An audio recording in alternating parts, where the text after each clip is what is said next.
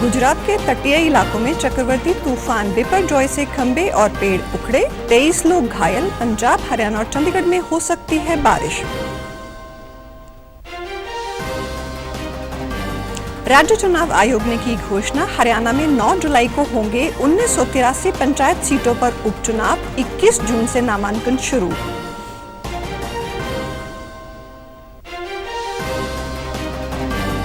और आईटीबीपी भानु के non GD batch के दीक्षांत एवं शपथ ग्रहण समारोह में 354 परीक्षार्थियों बल की मुख्य धारा में हुए शामिल।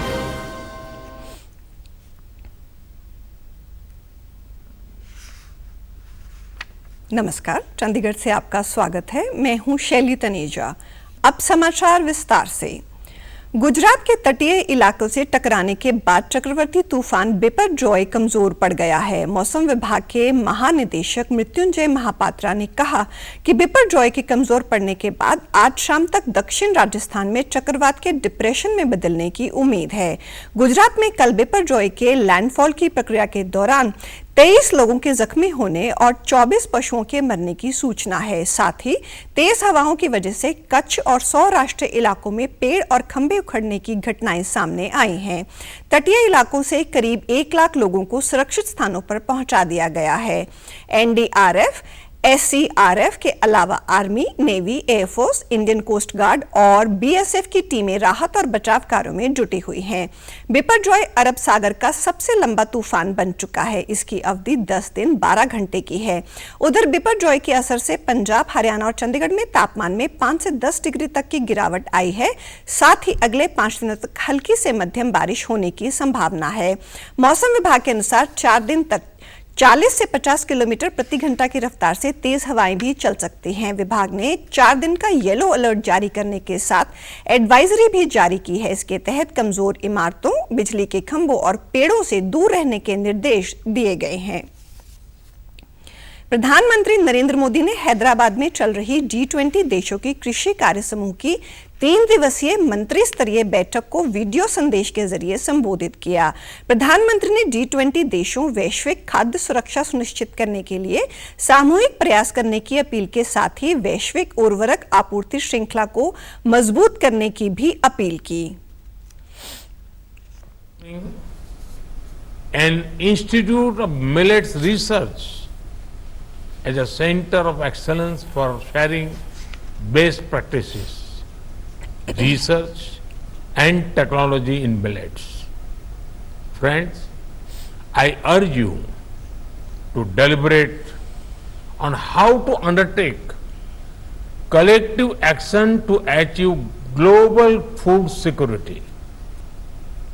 We must find ways to build sustainable and inclusive food systems focus on marginal farmers.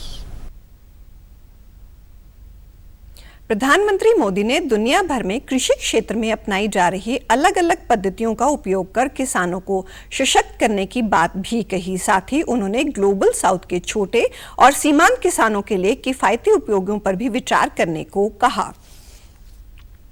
राज्य निर्वाचन आयोग के आयुक्त धनपत सिंह ने प्रदेश में होने वाले पंचायतों के उपचुनावों की घोषणा की। उन्होंने पंचकुला में प्रेस वार्ता के दौरान बताया कि 9 जुलाई को पंचायतों के उपचुनाव के लिए मतदान करवाए जाएंगे। जिन स्थानों पर चुनाव होने हैं वहां आज से चुनाव आचार संहिता लागू कर दी गई है। राज्य चुनाव आयुक्त ने बताया कि 1958 पंच, 18 सरपंच, पंचायत समिति की 5 सीटों और जिला परिषद की 2 सीटों के लिए उपचुनाव होगा। उन्होंने बताया कि 21 से 26 जून तक नामांकन पत्र दाखिल किए जा सकेंगे।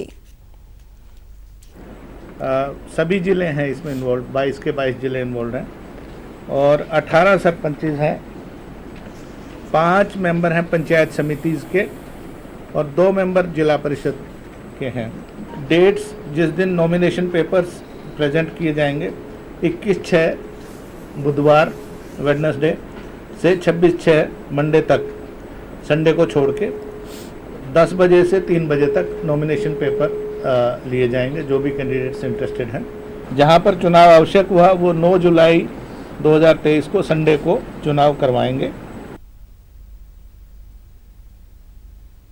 उन्होंने बताया कि पंच का चुनाव मैनुअल होगा, बाकी सभी चुनाव ईवीएम से होंगे। 9 जुलाई को सुबह 7 बजे से शाम 6 बजे तक पंचायतों के उपचुनाव होंगे।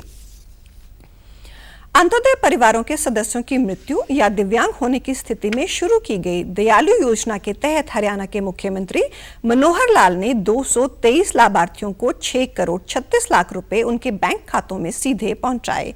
इस दौरान बैठक में मौजूद स्वास्थ्य मंत्री अनिल विज ने 40 से अधिक व 60 वर्ष आयु वर्ग के तहत मिलने वाली सहायता राशि को बढ़ाने का सुझाव दिया। इस पर मुख्यमंत्री ने तुरंत अधिकारियों को निर्देश दिए कि 25 से 40 वर्ग की श्रेणी को 25 से 45 वर्ष किया जाए, साथ ही 40 से अधिक व 60 वर्ष की श्रेणी को 45 से 60 वर्ष किया जाए। साथ ही इस श्रेणी के तहत दी जाने वाली 2 लाख रुपए की राशि को बढ़ाकर 3 लाख रुपए किया जाए। मुख्यमंत्री ने कहा कि प्रदेश की 2.25 करोड़ जनता उनका परिवार है और परिवार के एक-एक सदस्य की उन्हें चिंता है। पंचकुला के प्राथमिक प्रशिक्षण केंद्र भारत तिब्बत सीमा पुलिस बल भानु में 168वें नॉन जीडी बैच का दीक्षांत एवं शपथ ग्रहण समारोह आयोजित किया गया, जिससे 354 परीक्षणार्थी बल की मुख्यधारा में शामिल हुए हैं। इस अवसर पर आईटीबीपी भानु के महानिदेशक अनीश दयाल ने बतौर मुख्य अतिथि कार्यक्रम में शिरकत की और विजेताओं को ट्रॉफियां देकर सम्मानित किया। इसके बाद परेड एवं बैंड, योगा और जाबाज टीम द्वारा विभिन्न प्रकार के प्रदर्शन किए गए। इस दौरान मेगा रक्तदान शिविर की दूसरी कड़ी का भी आयोजन किया गया। इस दौरान महानिदेशक ने कहा कि आज सभी परीक्षणार्थियों को देश सेवा का अवसर आईटीबीपी जैसे अनुशासित बल में प्राप्त हुआ है। आपने जो केंद्र में ज्ञान अर्जित किया है उसे कायम रखते हुए अपने जीवन में और अधिक सीखने का प्रयास करें। इस अवसर पर आईटीबीपी भानु के महानिरीक्षक ईश्वर सिंह दोहन ने कहा कि दीक्षांत एवं शपथ ग्रहण समारोह में 16 राज्यों के 354 परीक्षणार्थी, जिनमें से 5 हिम वीरांगनाएं महिलाएं भी शामिल हैं, ने भाग लिया। महिला कर्मी हैं, ये छत्तीसगढ़ पुलिस की आम सिपाही हैं।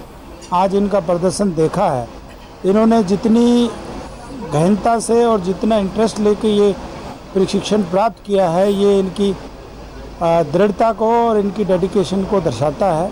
और हमारे इंस्ट्रक्टर्स ने भी रात दिन मेहनत करके इनको ट्रेनिंग दी है।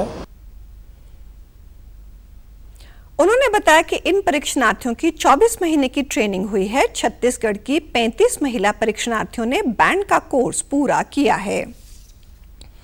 करनाल के डॉक्टर मंगल सिंह सभागार में निपुण हरियाणा कार्यक्रम के तहत राज्य स्तरीय जन भागीदारी सम्मेलन का आयोजन किया गया। इस दौरान शिक्षा मंत्री कंवरपाल गुर्जर ने निपुण हरियाणा की गतिविधियों में बेहतर कार्य करने वाले 515 शिक्षकों और विद्यार्थियों को प्रशस्ति पत्र देकर सम्मानित किया। सम्मेलन का शुभारंभ करने के बाद शिक्षा मंत्री ने कहा कि प्रदेश में इस मिशन के तहत 2000 से अधिक स्कूलों का संचालन किया जा रहा है। इस कार्यक्रम से शिक्षा का स्तर बढ़ा है। अब विद्यार्थी खेल खेल में रचनात्मक तरीके से पढ़ाई कर रहे हैं। ने भी हरियाणा में निपुण हरियाणा के नाम से इस प्रकार का प्रोग्राम चलाया और केंद्र सरकार का जोर था कि मैथ में और हिंदी में बच्चों को इस प्रकार की पूरी जानकारी होनी चाहिए उनको। तो लेकिन हमने उसके साथ साथ इंग्लिश को भी उसमें जोड़ दिया और हम उसमें सारा का सारा काम कर रहे हैं ताकि इस प्रकार की कोई प्रॉब्लम बच्चों को ना आए। और खेल खेल में बच्चों को, जैसा आपने भी सारी हमारी प्रदर्शनी देखी, ये सारा का सारा जो काम किया वो सारा हमारे टीचरों ने काम किया और खेल खेल में बच्चों के लिए इंटरेस्टेड बनाने के लिए इंटरेस्टिंग होए ताकि बच्चों को कोई इस प्रकार की दिक्कत ना हो। तो इस प्रकार का एक कार्यक्रम की शुरुआत की और उसमें काफी अच्छे परिणाम सामने आए। कार्यक्रम में निपुण हरियाणा के तहत दिए गए प्रशिक्षण पर आधारित प्रदर्शनी भी लगाई गई। इस दौरान शिक्षाविदों और विषय विशेषज्ञों के पैनल द्वारा समूह चर्चा भी की गई। हरियाणा के उच्चतर शिक्षा मंत्री मूलचंद शर्मा ने कल चंडीगढ़ में उच्चतर शिक्षा विभाग तथा संस्कृत भारती हरियाणा के प्रतिनिधियों के साथ बैठक की। उन्होंने कहा कि प्रदेश में संस्कृत शिक्षा को बढ़ावा देने के विशेष प्रयास किए जा रहे हैं। हरियाणा के माता मनसा देवी राजकीय संस्कृत महाविद्यालय पंचकुला में शैक्षणिक सत्र 23-24 से डिप्लोमा प्रोफिशिएंसी इन संस्कृत शुरू किया जा रहा है। इसके लिए कॉलेज को 40 सीटें आवंटित की गई। इसके अलावा इसी शैक्षणिक सत्र से जिला फतेहाबाद के राजकीय महिला महाविद्यालय भोड़िया खेड़ा में एमए संस्कृत की 40 सीटें आवंटित की गई हैं। इस कड़ी में जिला कैथल के मुंदड़ी में महर्षि वाल्मीकि संस्कृत विश्वविद्यालय स्थापित किया जा रहा है। इसके अलावा 73 महाविद्यालयों में संस्कृत की शिक्षा प्रदान की जा रही है।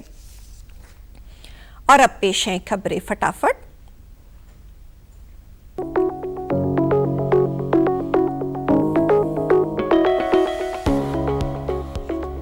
केंद्र ने उपभोक्ताओं की राहत के लिए खाद्य तेलों पर 5% आयात शुल्क घटाया। आज से 31 मार्च तक सिर्फ 12% रहेगा शुल्क। राइटर इंस्टीट्यूट की डिजिटल न्यूज रिपोर्ट 2023 ने डीडी इंडिया और आकाशवाणी को देश का सबसे विश्वसनीय मीडिया संगठन किया घोषित। मुंबई में 3 दिवसीय राष्ट्रीय विधायिका सम्मेलन का लोकसभा अध्यक्ष ओम बिरला ने किया शुभारंभ। देश भर से विधायक करेंगे शिरकत। पंजाब के मुख्यमंत्री भगवंत मान का ऐलान, धान के सीजन में किसानों को दी जाएगी नियमित बिजली सप्लाई। सूबे में बिजाई को 4 जोन में बांटा। और आप हमारे समाचार YouTube channel DD news Chandigarh, Facebook DD news Chandigarh और Twitter handle DD news CHT पर भी देख सकते हैं। इसी के साथ चंडीगढ़ से समाचारों का सिलसिला समाप्त होता है। नमस्कार।